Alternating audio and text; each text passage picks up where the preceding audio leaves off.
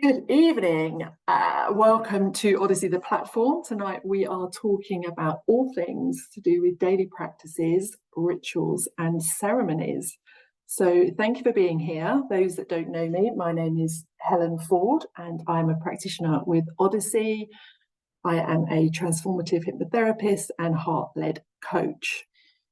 And in these events, I generally don't talk about anything that isn't an extension of my own practice because I know these things work. And it's fortuitous that I was talking about this today because I've just had 2 weeks of quite broken weeks in terms of my routine. I've been away with work quite a bit and I've been quite ungrounded in my daily practices. Oh, sorry, hitting chairs. So I realised yesterday, whilst on a train back towards home at midnight, that it was the perfect time to be discussing this with you lovely people, those that are here tonight and those that might be watching on the replay, and also to reconnect with what is important and what works for me myself. So I'm going to run through a few little slides just because it keeps me on track. And then we might dive into a little small, short meditation just to connect back to ourselves, especially as it's a full supermoon tomorrow. So let's attempt to share my screen.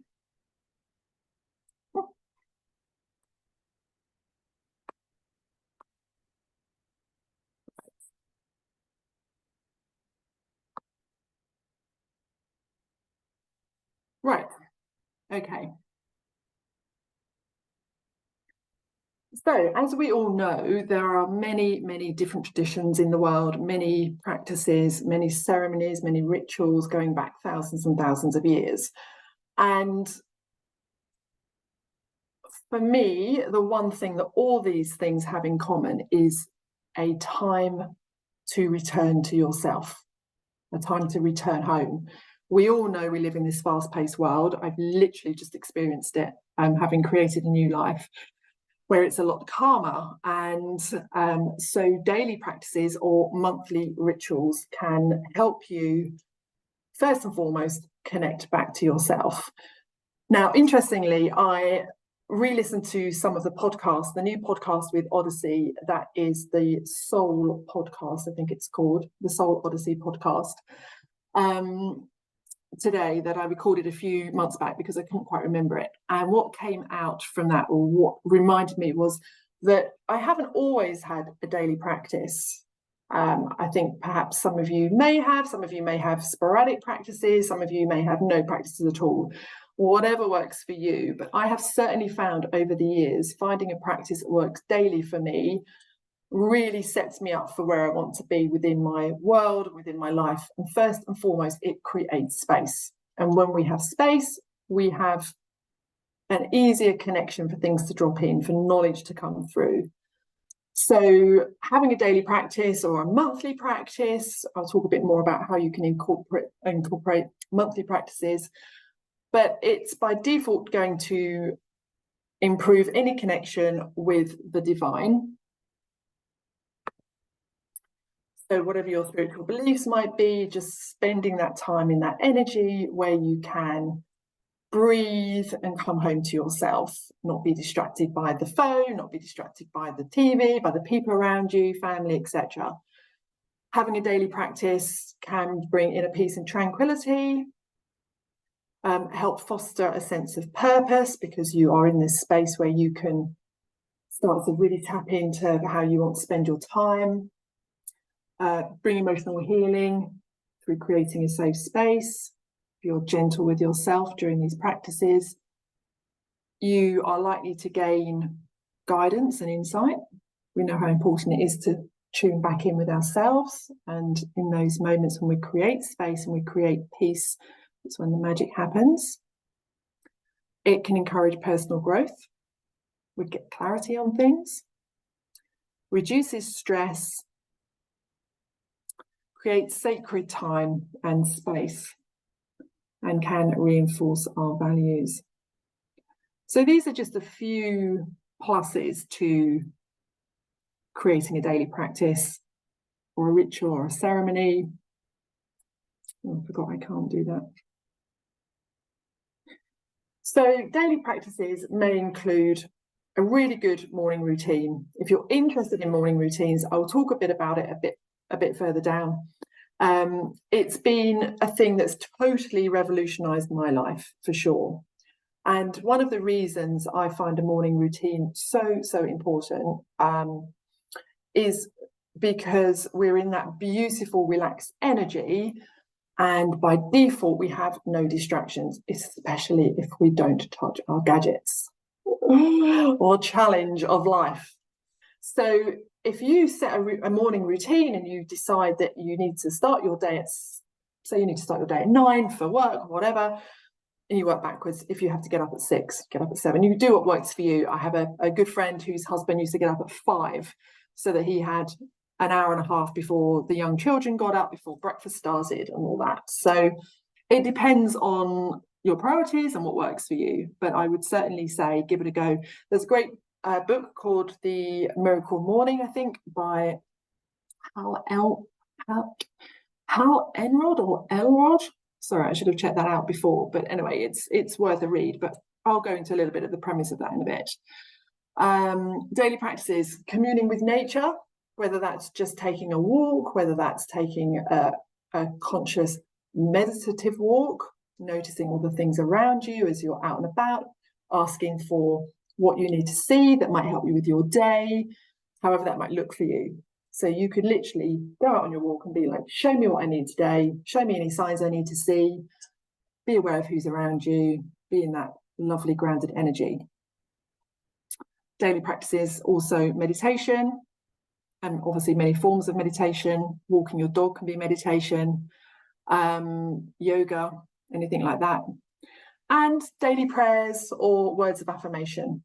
So, sorry, I'm just checking my chat box. I just seen pop up there. Oh, thank you, Hal Elrod. I couldn't remember his name. I knew it was something around those lines.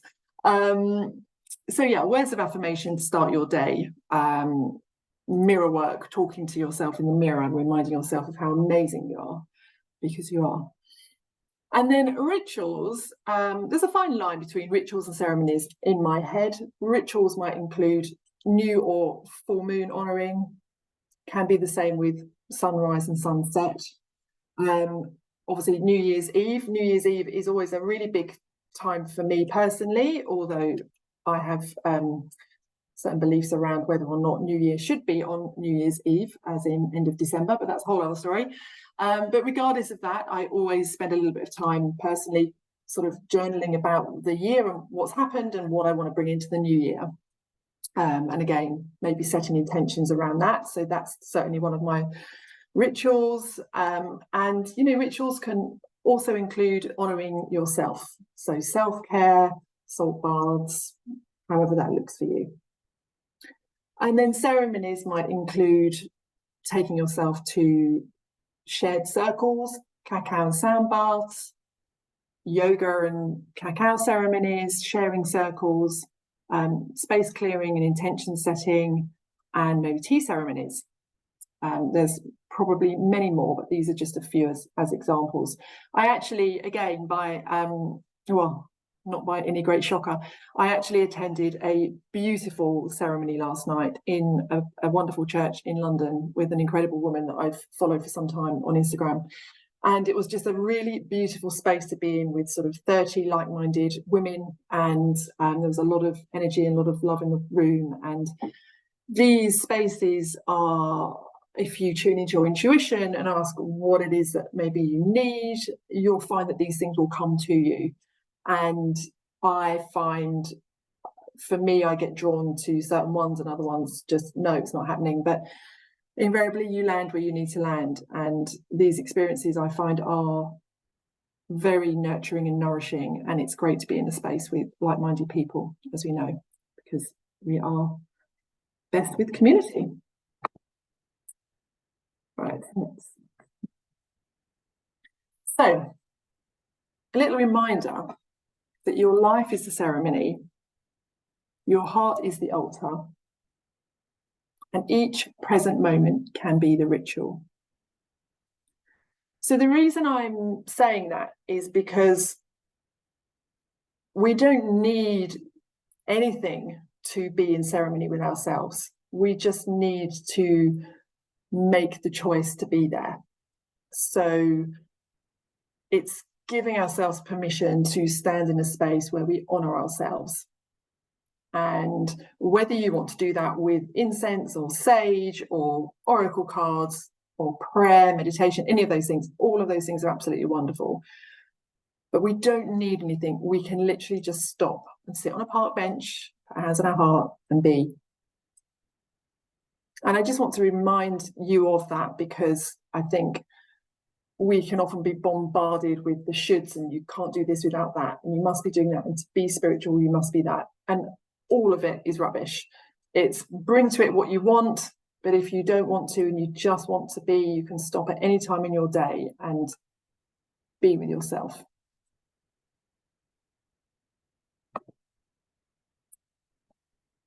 And so really the reason for me using the term rituals and ceremonies is to remind you that it becomes a framework. So if you want to connect with nature and your intuition, the moon cycles, the equinoxes, etc., they can become a framework for your practice if that supports you in some way. I held a new moon ceremony some time ago now, and I had a beautiful comment back from somebody who attended, who said, oh, this is so wonderful, just knowing that there's a new moon and a full moon twice a month, or once a month each, obviously, just gives me the framework to be able to think, right, I can release my things here, and I can call in what I want here. And that was a sort of a guiding light almost. We don't need them, but if it helps and it supports us, why not utilize these things? And I think there are certain times when we want to maybe honor, well, definitely when we want to honor ourselves, but maybe we want to honor Mother Earth, with the nature, or the change in the season. I mean, even now it's dark here, and it's nearly 8 o'clock UK time. We feel it as humans. We feel the shift, and it can be a ritual or a ceremony to decide to light your candles every evening because it casts a beautiful glow in your space and makes you feel nice, and makes you feel nurtured, makes you feel held. So simple and so small, but so beautiful. So working with nature, always good. So as said, you don't need anything fancy to be in ceremony with yourself, because you are the altar. You take yourself with you. This is a return to you. So if you want to create an altar, I have a very small table in a corner of my home. And I don't always use it, but sometimes I sit on my yoga cushion and I have a candle, I have some flowers, I have some crystals, Palo Santo, all of those things. You can just create a little tray if it speaks to you.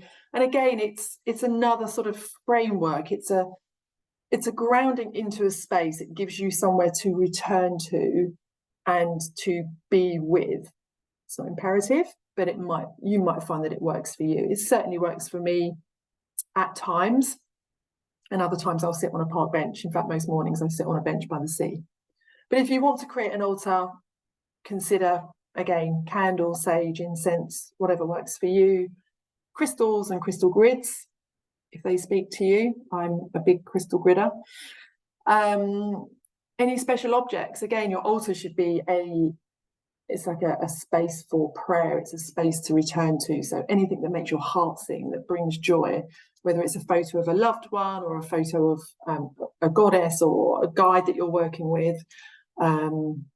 Always handy to have a journal to hand if you're a journaler. Maybe oracle cards, pendulum if you work with a pendulum, essential oils, seasonal flowers, or maybe come autumn you have a bit more of an autumn vibe with the pumpkin and some pine cones, seasonal treasures. So, and again, it's there's no right or wrong, doesn't even have to be done. It is literally a space that you can come back to daily. You might sit there, you might meditate there, you might just be in silence there. So I've just had a lovely message asking what a crystal grid is. The crystal grid is, in simple terms, it's like an amplified, it's a way of amplifying crystal energy. So you might have you normally have a central crystal, can be a point, can be a round, but it's normally the larger crystal. And then you have a lot of other little crystals around it that maybe that form like a mandala sort of shape. So you might have a set of, let's just say you put a tall quartz crystal in the middle, and then you might put lots of little simple crystals around it. You could put leaves around it. If you Google it, you will find lots and lots of beautiful crystal grid images. But in theory, you would set an intention, and you might write that intention out and put it under your central crystal, whatever that might mean. And that also works really beautifully around the times of the moon. And all the crystals you put around it, you're amplifying the energy of that central crystal. So yeah, definitely one to look into. Yeah, lots and lots of beautiful images for that online. I almost put one in here actually, but didn't in the end. So yeah, often a nice thing to do. I have them around my house. I tend to have, I've worked with very loosely with Feng Shui in the past, and so I tend to have like sort of more manifestation crystals in my wealth corner, and sort of heart-led crystals in my relationship corner, and things like that. But they get changed as and when I feel called to. Again, it's just intuition. Yeah, so maybe we'll do another session on that at some point. So, quote of the day: never underestimate the power of a morning routine. Obviously spoke a bit about this just now. For me, it's been something that really, it just works for me. And it's not the same every day, but my personal routine is I'm always awake early. I am an early bird by default. I don't have any dependents, so I'm aware that obviously if there's children in the mix, you have school things to deal with, etc., etc. So maybe your morning routine is after a school run, or maybe if you're an early bird, you get up exceptionally early and do it an hour before or half an hour before the kids get up. If it speaks to you, you will find a way of doing it. So my personal routine is to get up, shower, get dressed. I normally make myself, I always drink water and lemon before I leave the house. I'll often make myself a nice drink before I leave. I'll often leave the house at 7:30 in the morning. If I'm feeling really early, I'll go out to catch sunrise, because there is nothing more magical than catching the sunrise over the sea, which we have here, which I'm very grateful for. And I have a bag that is by the door that comes with me every day. Normally take a cup of coffee or a cacao, whatever I feel like, herbal tea, and I will take myself to a bench and overlook the sea. Phone is on night mode. Generally don't pick the phone up. And I'll either sit and contemplate or just breathe, just be with nature. I kind of will drink my drink in a sort of considered manner. So sort of setting some intentions around that, maybe. Normally pull a card, always take some sort of oracle card with me, and normally journal. Sometimes I meditate, sometimes I talk to the birds, and sometimes I stretch or breathe or do both. And sometimes I literally just sit and drink a cup of coffee in nature without a phone. And in my experience, especially of late, I found that when I've honoured myself by giving myself that space, you're not expecting any work calls, you're not expecting anybody to get in touch with you at 7 in the morning. And if they are, what's that about? And so it really is a time where you can be completely undisturbed.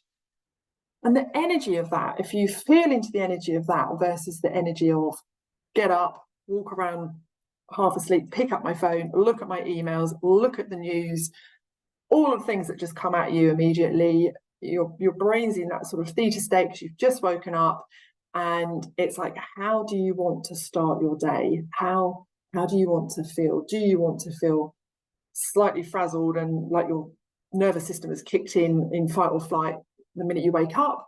Or do you want to step into your day with perhaps a little bit of clarity and a little bit of calmness and a little bit of self-nourishment, essentially? So, yeah, the intention for a morning routine is to start the day with positive practices. which improve your overall well-being. I've certainly noticed that by allowing this space in the morning, and giving myself this space, I've had a lot more clarity. I can ask for clarity around things, and I hear things a lot clearer because I'm not just 24/7 glued to my laptop or my phone or whatever's going on. So, as I say, consider getting up a little bit earlier if you can, and potentially you can weave into your morning practice, if it speaks to you, meditation, light stretching and yoga, a bit of visualization. Intention setting for the day. This is a really nice thing to do if you've got a big meeting coming up or something that you're stressed about or worried about, anxious about. Just being in that space of being able to call in the highest vision for that outcome, for the outcome of what you want. You know, I kind of see myself turning up at this meeting and it's going to go well, it's going to be beautiful, everyone's going to be charming, whatever it is that works for you. But having that space to, instead of just by default getting out of bed and being like, oh, I've got a meeting later, oh my God, I've got so much to do, and it's all going to be stressful, and what if I'm late? And that energy, if you've literally fallen out of bed and get on with your day, is very different to being in a space of going, right, at this time I've got that meeting, how do I want it to go? How do I want to see it going? How do I want to feel about that meeting when I step into it?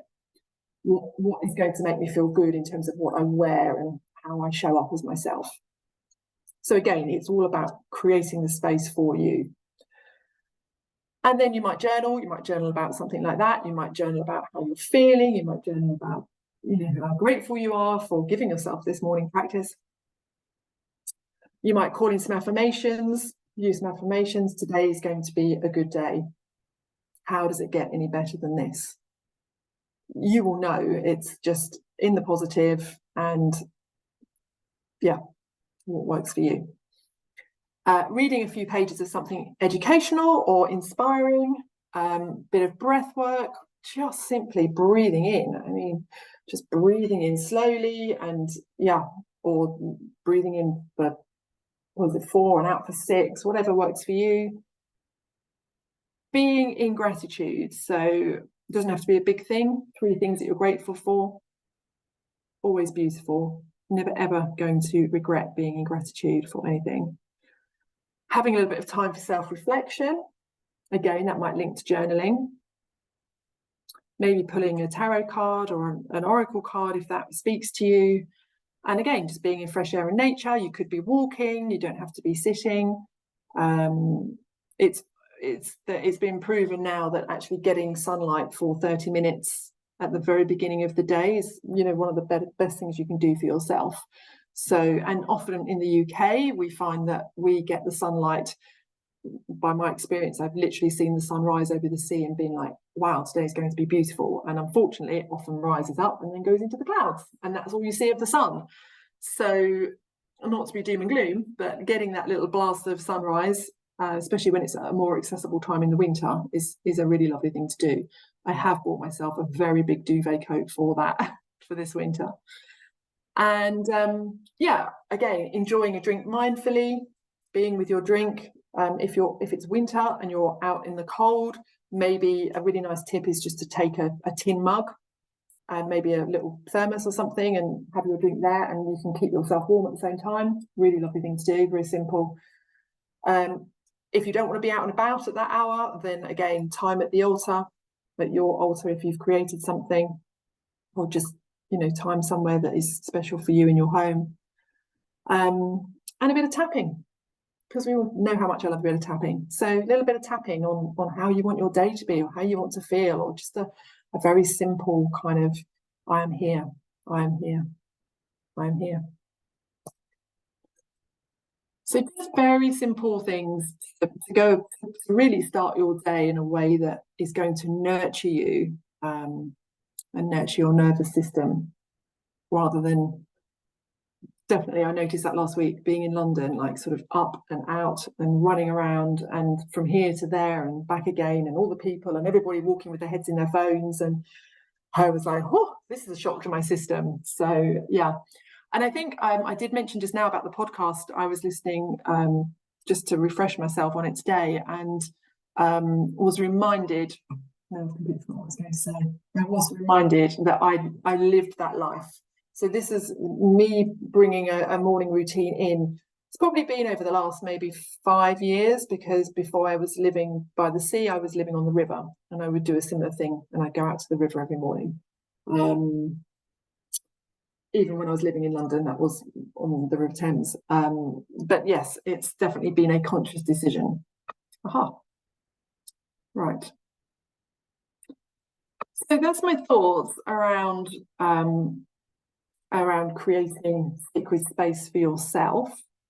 I also did say earlier that I would just do a little brief, as it's a full supermoon tomorrow, and regardless of that, why not just do a little 5-minute meditation if you're happy to join. Just again about connecting back to yourself, because although, you know, I've been talking about morning practices, the ritual is, the ceremony is you. The ceremony is returning to yourself. And if you're in a busy time, you know, you've got a busy life, we all have them, just maybe noticing when you just need to give yourself 5 minutes, and you can return to yourself at any time. So if you want to join me and you're happy to do so, then just gently close down the eyes wherever you are now, and just know that you can do this at any time in your day. You can find yourself a little quiet corner, you can do it on a park bench. Just a minute we close our eyes, we've returned to ourselves. And just noticing as you are sat or laying wherever you are, just noticing the surface beneath you, noticing how supported you are. Maybe noticing the texture of the air around you, whether it feels warm, whether it feels cool. Noticing how you're breathing. Are you breathing into your chest? And are you able to breathe in a little bit deeper than you were before? Just allowing that life force to enter through your nose and down into your belly. Just returning gently to yourself. And as you notice the breath coming in and out gently, you might feel called to place your hand on your heart.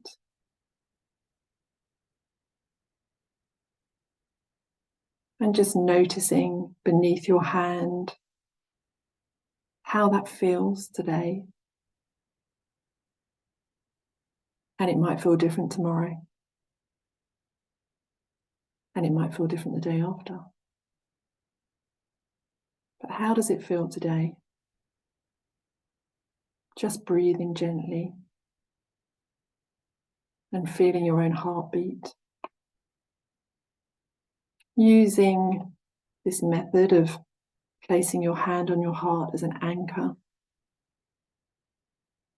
to return home to yourself whenever you choose.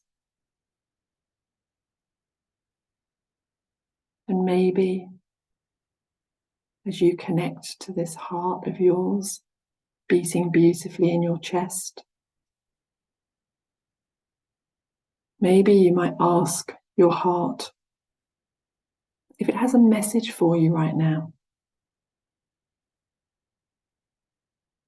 If there's anything you need to know. If there's any message of clarity. Just being with you and your heart right now. Your heart always has the answers.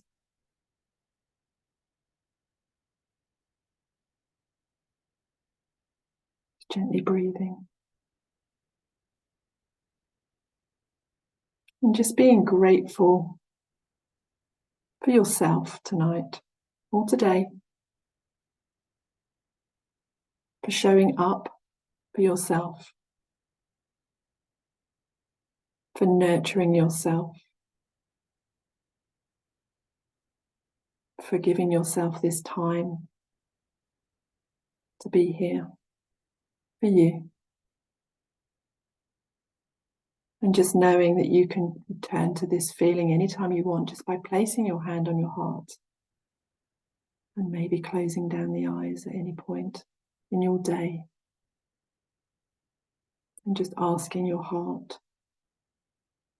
what it needs, or if it has any messages for you.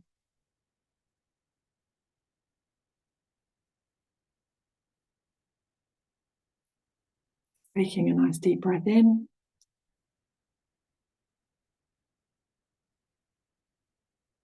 And whenever you're ready, you can open your eyes and come back into the room.